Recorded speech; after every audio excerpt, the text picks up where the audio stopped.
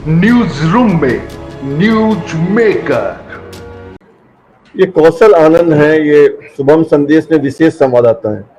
इन्होंने पूछा है कि अगर 1932 खतियान आधारित स्थानीय नीति बन जाती तो किसको फायदा होगा और किसको नुकसान होगा। देखिए, इसमें बहुत बड़ा भ्रम है।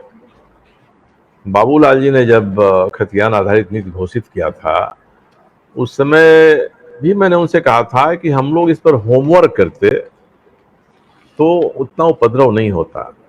1982 में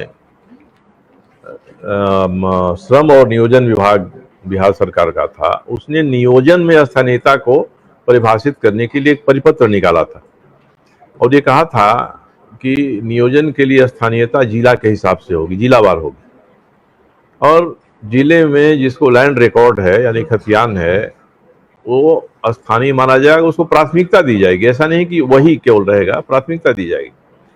अब इसमें उसमें वीएस दुबे साहब थे चीफ सेक्रेटरी, इसमें केवल बिहार के बदले झारखंड लिख दिया, इसके अलावा कुछ नहीं उन्होंने किया। और हाईकोर्ट के 5 जजों ने जो फैसला दिया उसमें भी पूरे इस प्रकरण को उन्होंने दिया है लंबे जजमेंट में।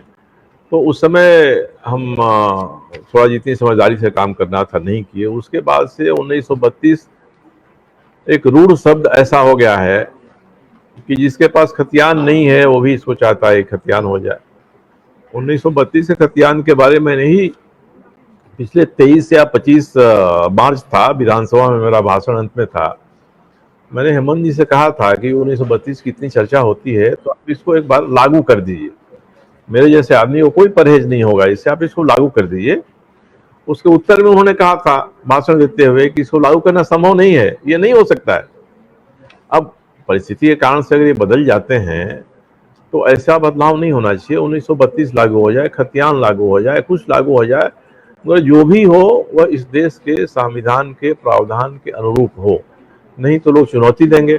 इस बार जब 1932 की बात हेमंत जी ने कहा तो एक नया तत्व बाबूलाल जी के आगे जोड़ा था कि इसको संविधान की 9वीं अनुसूची में शामिल कर दिया जाए।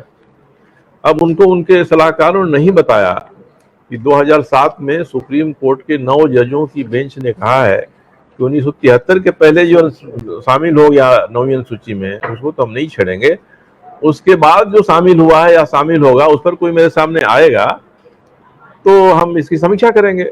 तो बेहतर है कि सरकार अपनी ही पहल करके न्यायपालिका से, हाईकोर्ट से, सुप्रीम कोर्ट से समीक्षा करा ले कि भाई हमको क्या करना है। दूसरा, 5 जजों की बेंच ने हाईकोर्ट का जो निर्णय दिया है वह निर्णय एक तरह से समीक्षा ही है इसकी। और उसके बाद ये 2002 का निर्णय है। उसके बाद अर्जुन मुंडा मुख्यमंत्री हुए, मधु कोड़ा हुए, शिबू सोरेन हुए, शिबू सोरेन फिर दोबारा हुए, हेमंत सोरेन 2013 में हुए, ये सारे के सारे लोग हुए। तो इनमें से किसी ने हाईकोर्ट के इस जजमेंट को सुप्रीम कोर्ट में चुनौती नहीं दिया। इसका मतलब कि आप मान रहे हैं। न्यूज रूम में न्यूज मेकर।